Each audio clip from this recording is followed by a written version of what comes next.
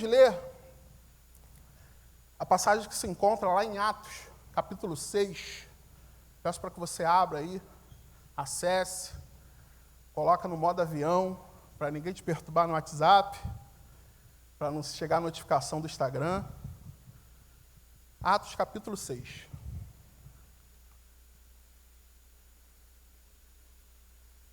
Alguns aqui já devem ter visto nas redes sociais o tema do nosso sermão, do meu sermão hoje, que é qual é o seu chamado.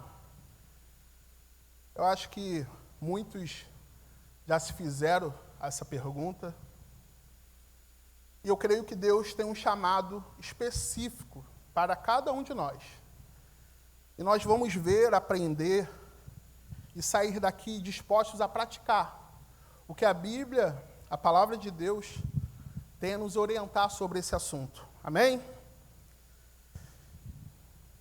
Atos, capítulo 6, versículo 1, diz assim: Ora, naqueles dias, multiplicando-se o número dos discípulos, houve murmuração dos helenistas contra os hebreus, porque as viúvas deles estavam sendo esquecidas na distribuição diária.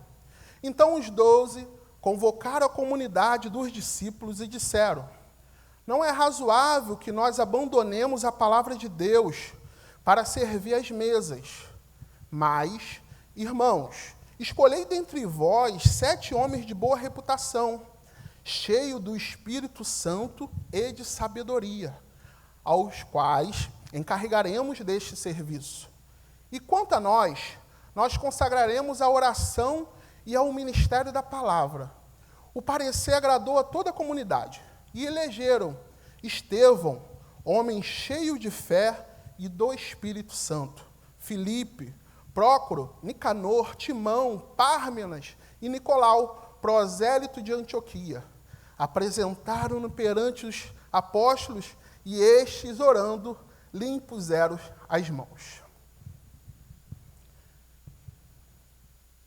A cunha de introdução, esse episódio aqui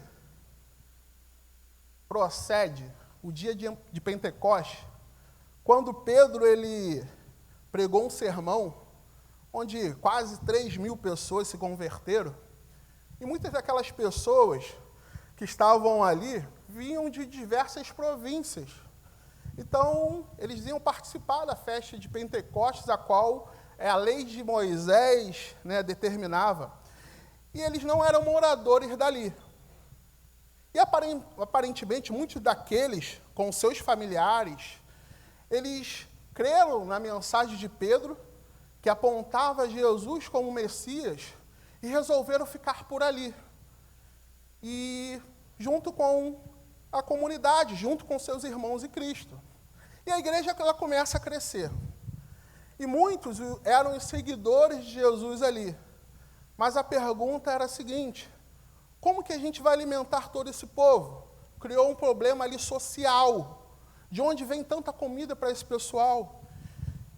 Só que você, quando olha o finalzinho lá do capítulo 4, ainda de Atos, você vai ver que algumas pessoas, donas de terras, de casas, elas começam a vender as suas propriedades e ofertavam, os valores, entregando aos apóstolos para que eles administrassem.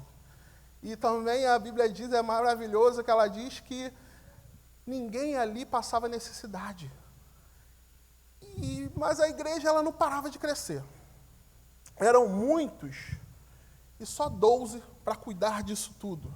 Eles não tinham mais condições de pregar, anunciar a palavra de Deus, atender as pessoas, cuidar das viúvas, dos necessitados. E em certo momento houve murmuração. Os helenistas, que eram os judeus que falavam gregos, eles vieram de fora da Judéia, e eles estavam alegando que as viúvas dos hebreus elas estavam sendo favorecidas na distribuição do alimento. Então, começou ali uma confusão. Começou aquele disse, não me disse, aquela confusão, que não é muito diferente do que acontece hoje no nosso meio, que às vezes alguém não gosta de algo ou alguém se sente injustiçado por algo e começa a murmurar, começa a criar motim, fazer fofoca, ao invés de ir até os líderes e tentarem resolver o problema. Só que os apóstolos, eles perceberam isso. E com muita sabedoria, eles resolveram delegar um grupo para cuidar dessa missão. Esse grupo era para ser eleito pela própria comunidade. 7 homens de boa reputação, cheios do Espírito Santo e de sabedoria.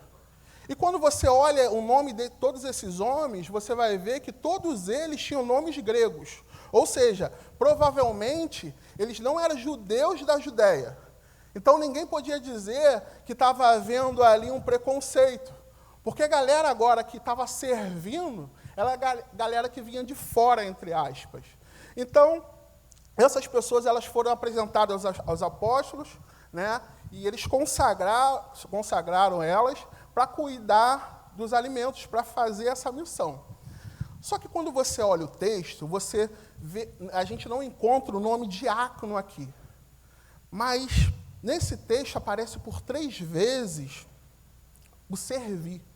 E no original, servir é diaconizar, servir como diácono. Por isso, os 7, eles são considerados por muitos como os primeiros diáconos da igreja. E dos 7, Lucas, foi quem escreveu Atos, ele destaca um. E esse homem é Estevão. Ele está em destaque não porque ele era o maior ou o melhor administrador dali, não. Mas ele se destaca ali porque ele era um homem cheio de fé, um homem cheio do Espírito Santo, era um homem cheio de graça, cheio de poder e cheio de sabedoria. A palavra cheio, ela pode ser traduzida como pleno. Então, Estevão era um homem cheio, pleno. A plenitude de Deus se manifestava de alguma forma na vida dele. Esse homem, ele recebeu um chamado. E hoje nós vamos tirar algumas lições, na verdade, 2 lições, que Deus nos revela através da sua palavra, olhando para a vida exemplar de Estevão, um homem que estava pronto para atender o seu chamado. E a primeira lição que eu tiro desse texto é que para você atender o seu chamado, é preciso ser cheio de fé. Olha o versículo 5 aí na parte A. Joga aí para mim de novo, por favor. Quem está lá em cima?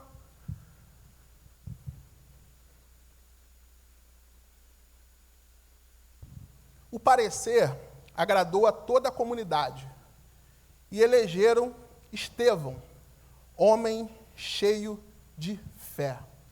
Estevão não só tinha fé, mas Lucas frisa aqui que ele era cheio dela.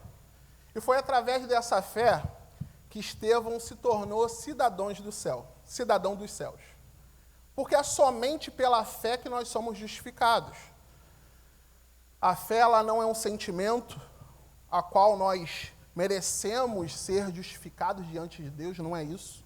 A fé é um instrumento por meio da qual desfrutamos daquilo que o Senhor Jesus fez na cruz, a obra consumada por Ele. A própria Bíblia diz que a fé é uma dádiva de Deus. A fé é o nosso estender de mãos para receber a salvação por meio de Jesus. E a fé, ela pode ser dividida por 3 elementos básicos. O conhecimento, a aceitação e o compromisso. A fé, ela leva o conhecimento. Vocês já pararam para pensar nisso? Que a fé leva o conhecimento? A fé a qual a Bíblia está se referindo aqui não é uma crença cega. E nem uma submissão qualquer a uma igreja, a um grupo religioso, não é isso. Essa fé que a Bíblia está se referindo é diferente.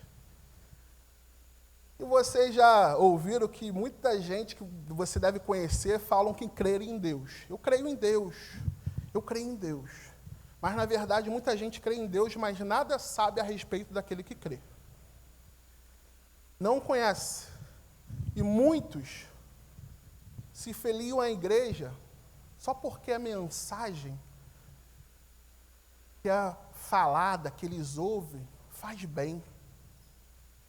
Transmite uma paz. Transmite mesmo.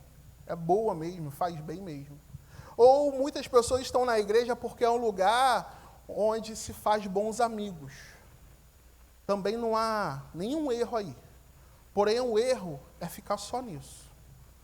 Porque muitos não sabem ou não se importam a respeito do pecado e da salvação. Infelizmente, Jesus, em muitos ambientes, não passa de um símbolo, ao invés de um salvador. Nós precisamos saber em quem temos crido. Então, Jesus, lá em João, ele vai falar que o conhecer, a vida eterna é o conhecer Ele e conhecer o Pai, o único Deus verdadeiro. E nós só podemos crer em quem conhecemos. Você crê em quem não conhece? Você bota fé em quem você não conhece? Não. Nós só podemos crer em quem conhecemos. Então, antes do Evangelho, ele chegar ao nosso coração, ele passa pela nossa mente. Então, a fé, ela passa pelo conhecimento. A fé como conhecimento é o primeiro elemento, mas não é o único. Porque há também a necessidade da aceitação da fé. Aceitar a mensagem do Evangelho é algo pessoal. É algo que só você pode fazer. Então, você não deve somente conhecer, mas crer que esse Evangelho ao qual você conhece é verdadeiro. Então, temos que estar muito convictos dos nossos pecados diante de Deus. Porque a nossa natureza é pecaminosa. Muitas pessoas ouvem isso e às vezes não entendem ou não reproduzem na sua mente e coração. A fé leva a esse reconhecimento. O reconhecimento que Cristo morreu por nós para nos livrar de uma morte eterna e nos dar a vida eterna. Alguns têm até um conhecimento intelectual de doutrinas centrais da Bíblia, mas só falam dela como se fosse algo muito abstrato. Então, a fé não é só um sistema filosófico qualquer. Assim, a gente precisa conhecer e crer naquilo que a gente entende ser o nosso Deus, que aponta a ser o nosso Senhor. Só que o Romanos, lá em 10:9, ele diz assim, olha aí o que a palavra de Deus diz. Se com tua boca confessares Jesus como Senhor, e em teu coração creres que Deus o ressuscitou dentre os mortos, serás salvo. Devemos não somente confessar, mas crer. Dizem que falar, até papagaio fala, né? Então, o falar, eu falo que eu creio, mas nós devemos crer de todo o coração. O terceiro elemento da fé genuína é o compromisso. Tiago, ele falando da importância do compromisso, Tiago, eu gosto de Tiago, meu xará, ele é bem duro, né, nas suas falas, e eu gosto muito das falas de Tiago, da carta de Tiago. Ele fala que conhecer a Deus, até mesmo os demônios conhecem. É duro, Tiago, eu gosto dele. Até os demônios conhecem. Até os demônios creem em Deus. De nada valerá se só nós conhecermos e aceitarmos. Precisamos ter uma terceira etapa, que é obedecer. Que é ser discípulo. Submeter ao Senhor Deus, não só como Salvador, mas como Senhor das nossas vidas. Porque o Evangelho, ele envolve mudança de valores. Compromisso com o reino. Envolve o desejo intenso de seguir e obedecer a Jesus. Essa fé a qual a Bíblia está falando aqui é um instrumento dado por Deus para que sejamos justificados. Vocês já pararam para analisar isso? Nós somos justificados pela nossa fé. Através da nossa fé. Essa é um instrumento a qual Deus nos dá para que a gente tenha uma vida eterna ao lado dele. Estevão, ele tinha essa convicção de fé. Estevão, ele conheceu, ele aceitou, ele assumiu o compromisso de servir a Deus. Ele podia não ser o melhor administrador ali, mas ele era um homem movido pela fé. Estevão era um homem cheio de fé. E ser cheio de fé é quando você é capaz de crer em todas as coisas que o Senhor fala para você. Crer que você pode fazer através dele coisas tremendas e tomar posse do que ele está te falando, do que ele está mandando você fazer. E Estevão, ele assumiu esse compromisso. Porque quando nós vivemos pela fé, nós precisamos crer na palavra de Deus. Você já reparou que há pessoas que só estão bem quando tudo está muito bem mesmo. Só acontece uma coisinha na vida dela, acaba tudo. Inquietação, desespero, o negócio fica feio. Nós precisamos crer na palavra de Deus. Nós precisamos crer na promessa de Deus. Porque muitas vezes o que vivemos pela fé e virá lutas. Muitas vezes nós vamos viver pela fé e nós vamos ser provados pelo Senhor se realmente a nossa fé é verdadeira. Isaías 41:10 diz assim: não temas, porque eu sou contigo. Não te assombres, porque eu sou o teu Deus. Eu te fortaleço e te ajudo, e te sustento com minha destra fiel. Deus fala isso através do profeta Isaías. Não temas, eu vou estar contigo todos os dias. Mas por que ainda vacilamos, se Deus promete isso através da palavra dele? Fé não é responsabilidade, como muitos pensam, acham e até mesmo reproduzem. Não é responsabilidade. Fé é você saber que se Deus prometeu, ele é fiel para cumprir. Fé é você não olhar para a capacidade dos recursos humanos, mas olhar além, olhar para o Deus Todo-Poderoso, que pode fazer aquilo que ninguém pode fazer. Você se lembra lá dos espias? Eles foram avistar a terra, espiar Canaã, a terra prometida. Trouxeram frutos excelentes da terra. E dos 12, 10 disseram: olha, a terra é muito boa, tem bons frutos. Nossa, só que não dá para nós não. Tem gigantes lá. Não dá para a gente entrar não. Se a gente entrar, a gente morre, é certo. Mas 2 não concordaram com isso. Quem foram esses 2? Josué e Calebe. Isso aí. Eles disseram: olha, a terra é boa sim. E se o Senhor se agradar de nós, nós podemos. Sabe o que aconteceu? Toda aquela geração morreu no deserto, exceto Josué e Calebe. Sabia disso? Exceto os 2, que olharam com os olhos da fé. Sabe quantas pessoas saíram do Egito? Quantas? Em torno de 2 milhões de pessoas, né?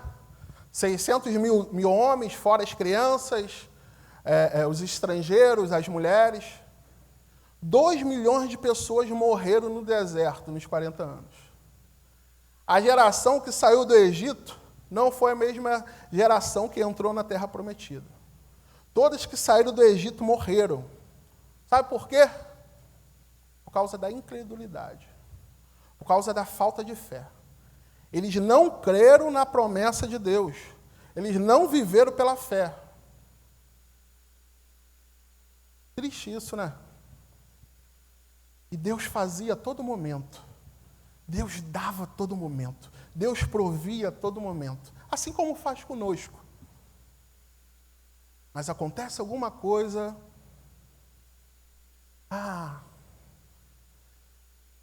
Nós não somos muito diferentes desse povo que não entrou da Terra Prometida, não.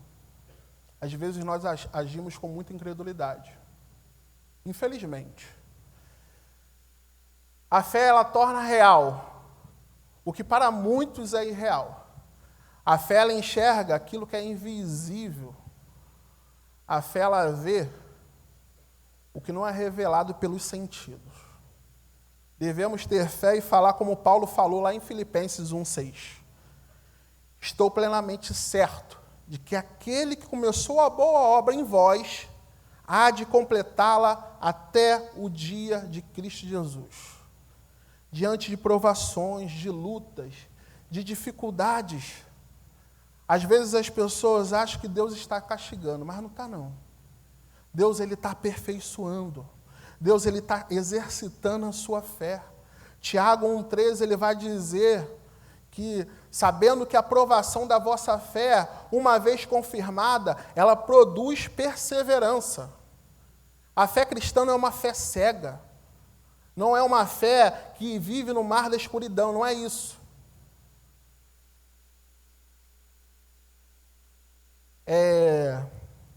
Uma vez um homem solicitou um barqueiro para atravessar um rio. E no meio do caminho, dentro do barco, do barquinho, né? Esse homem viu 2 remos. E um estava escrito fé e o outro estava escrito obras. E ele, curioso, ele perguntou ao barqueiro, por quê? O que significa isso? O barqueiro simplesmente disse, olha, observe. Pegou o remo que estava escrito fé e começou a remar. Remar. E eles só estavam dando volta sobre o próprio eixo. O barco não saía do lugar. Depois ele pegou o remo que ele estava remando com a palavra fé e colocou no lugar. E pegou o remo com a palavra obras. E começou a remar. E aconteceu a mesma coisa. Ele ficou girando em círculos e não saiu do lugar. Depois ele pegou os 2 remos, fé e obras. Ele começou a remar, ele atravessou até o rio, chegando do outro lado no destino deles. E o barqueiro, ele então perguntou, olha, você entendeu agora que a fé e as obras, elas precisam trabalhar juntas? Esse homem disse, eu entendi perfeitamente. A fé, ela é a chave principal do cristianismo. Mas ela sem obras é morta. Por isso nós precisamos sair da nossa zona de conforto e agir. Foi o que Estevão fez. Ele atendeu prontamente o seu chamado. Ele era um homem de fé e ação. Nós precisamos estar cheios de fé para entender qual é o nosso chamado. E o nosso chamado é servir.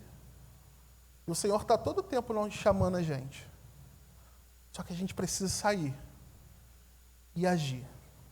E a segunda lição que eu quero tirar com vocês é que para você atender o seu chamado, é preciso ser cheio do Espírito Santo.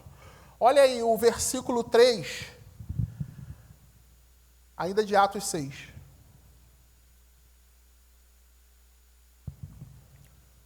Vai jogar aí?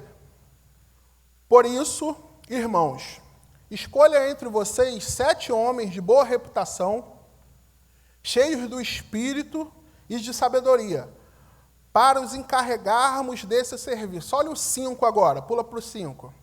O parecer agradou a todos. Então, elegeram Estevão, homem cheio de fé e do Espírito. O que significa ser cheio de fé? O que significa isso? Nós precisamos entender bem isso.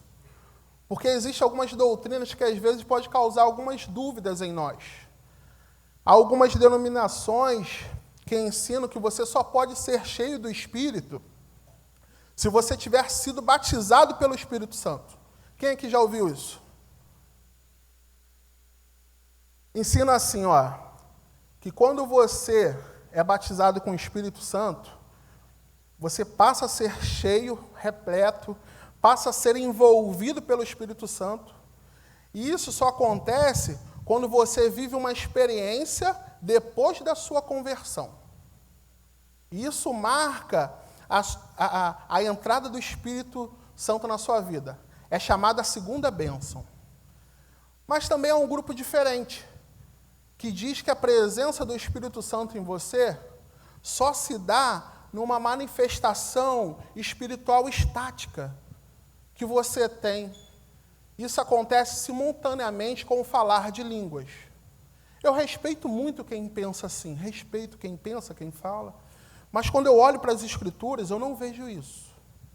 Em Efésios 1, ele vai explicar para a gente como é o processo da conversão.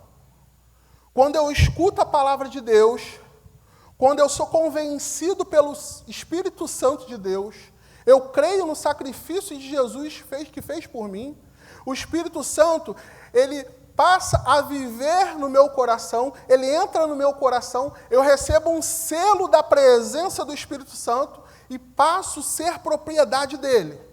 E naquele momento nós somos batizados. Nós recebemos o selo do Espírito Santo. A Bíblia diz isso. O Espírito Santo ele entra na nossa vida. E aí a gente pode começar a viver uma nova vida com a presença dele. E não necessariamente vai haver movimentos extraordinários. Não vai. Mas o movimento que vai ter é que o Espírito Santo vai te conduzir a viver uma vida fora do pecado. Quem aqui já experimentou isso? É maravilhoso. Quando você se entrega a Jesus e você entende que o Espírito Santo está te conduzindo aquilo que você fazia de errado. Você não tem mais vontade de fazer, ou quando você tem vontade, o Espírito Santo te ajuda a vencer. Isso é ser batizado pelo Espírito Santo. Estevão havia entendido que Jesus era o Messias e passou a ser um seguidor, um discípulo, um servo do Senhor. O Espírito Santo passou a habitar nele. Lucas, ele enfatiza por 2 vezes que Estevão estava cheio de Espírito Santo. É lá no versículo 5, que a gente leu, e também no capítulo 7, 55 de Atos. Ele vai falar que Estevão era um homem cheio do Espírito Santo. Mas o que é ser cheio do Espírito Santo? Ser cheio do Espírito Santo é ser controlado por ele, ser dirigido por ele.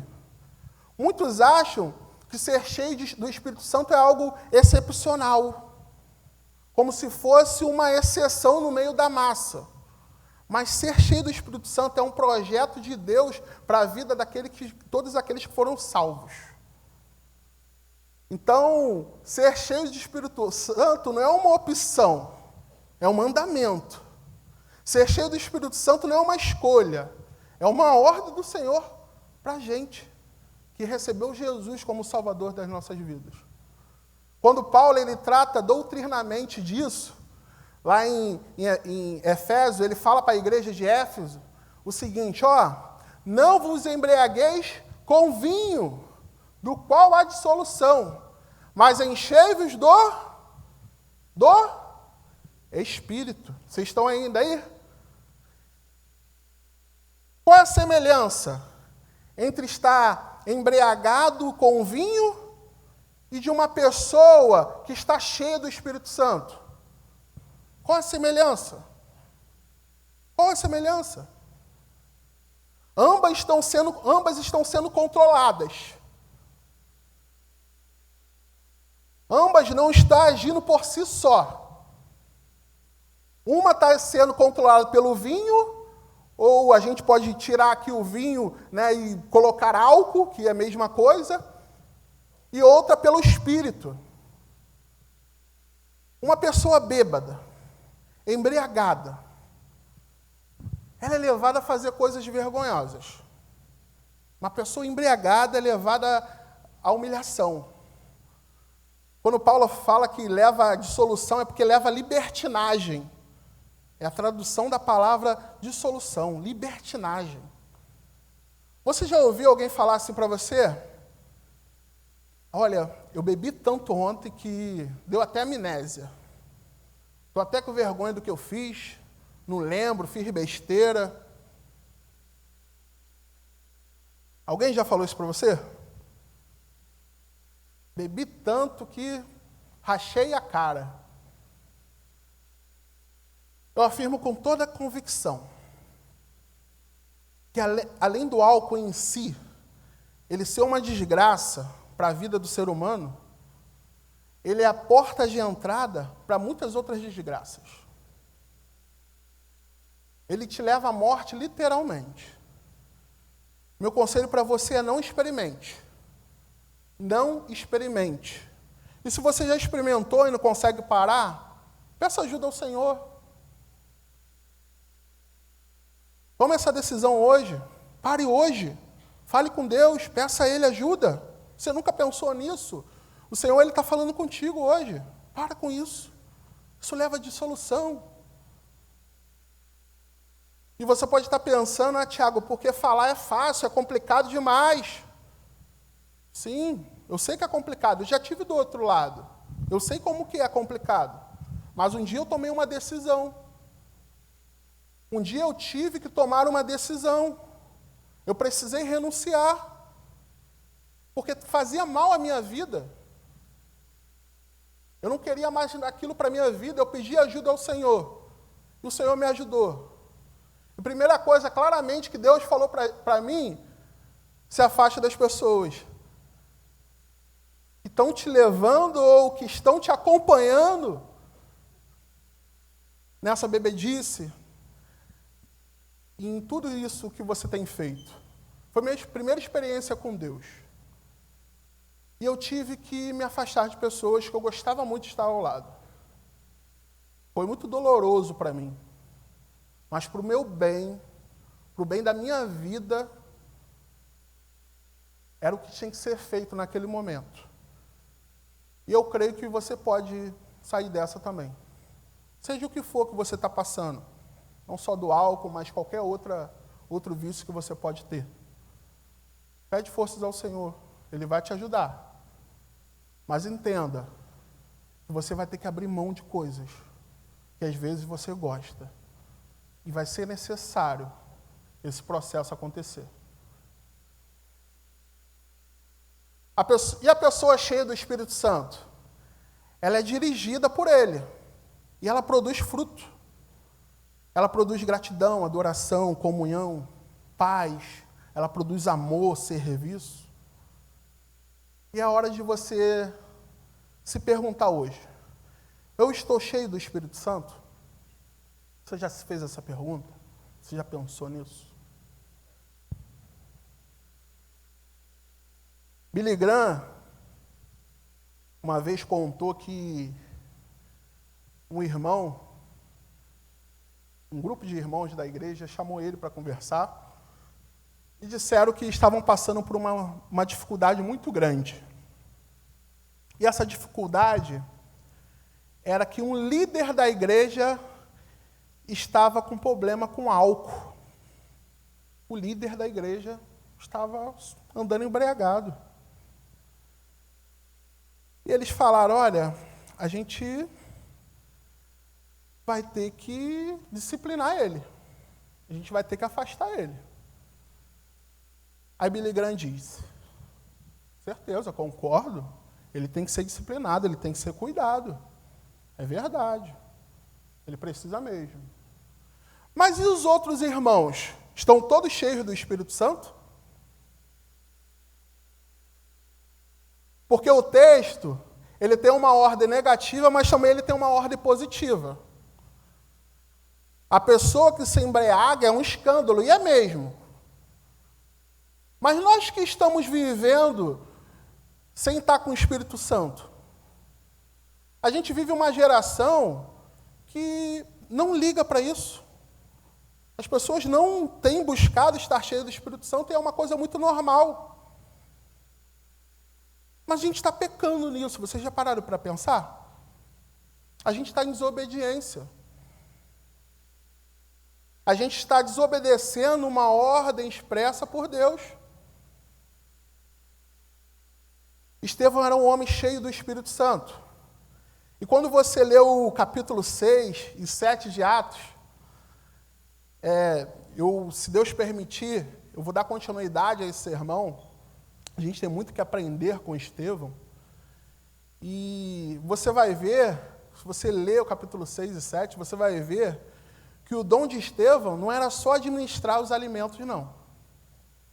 Ele era um homem cheio de oração. Ele era um homem que ministrava na vida das pessoas. Havia poder nele para operar milagres. Mas quando teve uma confusão na igreja, o povo ali murmurando, e tinham que buscar alguém cheio do Espírito Santo e de fé, para ajudar a resolver aquela situação, para quem eles olharam? Vem aqui, Estevão, nos ajudar. A missão que Deus estava dando a ele era para promover paz na igreja. Eu imagino Estevão pensando, né, eu com minhas palavras, pensando, meditando nesse texto, ele, se é para a glória de Deus, eu vou. Se é para promover paz, eu vou. Se é para fazer cesta básica, distribuir alimentos, eu vou. Porque a pessoa que é cheia do Espírito Santo, ela não fica olhando o que tem que fazer, como fazer. Ela vai lá e faz. Ela não fica olhando a situação que envolve o servir naquele momento. Infelizmente, tem gente que não quer, não. Ó, eu não vou aparecer, vou ficar só nos bastidores, não vou aparecer no culto, na transmissão. Ninguém está me vendo, não quero não. Eu tenho um dom para isso não, meu dom é outro. Infelizmente acontece isso no meio eclesiástico. Beleza, Tiago, eu entendo agora que o projeto de Deus para a minha vida é que eu viva cheio do Espírito Santo. Mas como que eu faço isso? Como ser guiado totalmente por Ele? Olha o que diz João 7,37, palavras de Jesus. Olha aí, vai transmitir aí. João 7,37. Jesus está dizendo assim, olha, no último dia, o grande dia da festa, levantou-se Jesus e exclamou, se alguém tem sede, venha a mim e beba. Quem crer em mim, como diz as Escrituras, do seu interior fluirão rios de água viva. 39. Isto ele disse com respeito ao Espírito Santo, que haviam de receber os que nele crescem, pois o Espírito Santo, naquele momento, não fora dado até aquele momento, porque Jesus ele não havia sido ainda glorificado. Então Jesus ele já estava prometendo o Espírito Santo e falando como se encher dele. Jesus ele estava pregando para todos, não há distinção. Todos que estavam ali. Venham a mim e beba. O sedento ele tem que se aproximar de Jesus e beber a água, que só Ele pode dar. E uma vez que você experimenta desta água, você não pode ter mais sede, sabe por quê? A fonte está dentro de você. É explícito isso aqui no texto. O que você precisa agora é tomar dessa água, da fonte que está dentro de você, todos os dias. Em todos os momentos. Porque para você ser cheio é preciso buscar o Senhor. É preciso se alimentar da palavra, buscar em oração. Na leitura diária da palavra, na sua devocional diária. Só assim você vai ser cheio do Espírito Santo. Eu posso te afirmar que se você buscar fazer isso todos os dias, você se encherá de uma presença maravilhosa e seus dias serão transformados. Eu te afirmo com certeza isso. Não é que sua vida não vai ter problema, não é isso. Você não vai passar por dificuldade, não é isso que eu estou falando. Mas você vai ser guiado para tomar as melhores decisões da sua vida. Naqueles momentos que mais difícil, você vai ser guiado pelo Espírito Santo e você vai tomar decisões preciosas para a sua vida. Semana passada, foi semana passada que nós tivemos aqui o testemunho? Semana passada, né? Semana passada nós tivemos aqui alguns testemunhos de alguns adolescentes e jovens de como eles fazem sua devocional diária. E é emocionante ver, presenciar, fazer parte de tudo que o Senhor tem feito no nosso meio. A gente tem vivido um movimento diferente. Eu tenho vivido um movimento diferente no meio dessa galera. Só quem está vivendo sabe. Só quem tem vivido sabe. A gente tem visto o sobrenatural do poder de Deus no nosso meio. Não porque somos melhores, muito longe disso, mas porque temos buscado diariamente se encher do Espírito Santo. Nós temos entendido o chamado de Deus para a nossa vida e a gente tem atendido, ou buscado atender. Com toda a nossa dificuldade, com toda a nossa luta, a gente tem buscado e a gente tem vivido coisas maravilhosas. Infelizmente, muitos não têm vivido. Muitos estão morrendo espiritualmente, porque não têm ido até a fonte se alimentar. A fonte que é Jesus, que é a palavra dele. Tem perdido comunhão com Deus. Isso é muito triste. Eu te convido hoje a você mudar esse cenário na sua vida. Não importa se você tem um mês de conversão, uma semana, 1 ano, 10 anos, 5 anos, 30, não importa. Mas o que você tem que fazer hoje é tomar uma decisão diante de Deus, de buscá-lo diariamente, de se alimentar diariamente, de beber da água que Ele tem para te dar diariamente. Eu quero concluir dizendo que todos nós temos um chamado de Deus. Todos nós fomos chamados para adorar Ele. Porque enquanto nós estivermos longe dEle, nunca nós vamos estar completos. Por isso, a nossa busca ela deve ser diária, uma busca pela fé e de se encher do Espírito Santo. E hoje eu quero te dar a oportunidade de você aceitar esse chamado que o Senhor tem para você. Deus tem um convite especial para você essa noite. Eu peço que você feche seus olhos, toda a igreja com os olhos fechados nesse momento. E pense um pouquinho no que Deus hoje Ele tratou com você. Eu sei que Ele falou com você. Eu sei que há uma área na sua vida que precisa ser ajustada para que a sua fé seja uma fé genuína, para que a sua busca de se encher pelo Espírito Santo seja de verdade. Você não precisa sentir-se vazio, sedento. Você não precisa se sentir assim. Essa não é a vontade de Deus para você. Essa tristeza que faz parte da sua vida não é a vontade dele. Deus é um Deus presente. Ele quer te acompanhar todos os dias na sua luta, nas suas dificuldades. Talvez a luta no seu lar esteja muito grande. A luta com algum problema familiar seu. De repente, você está enfrentando uma dificuldade financeira. Está difícil as coisas lá dentro da sua casa. Ou pode ser que você tenha se sentido abandonado.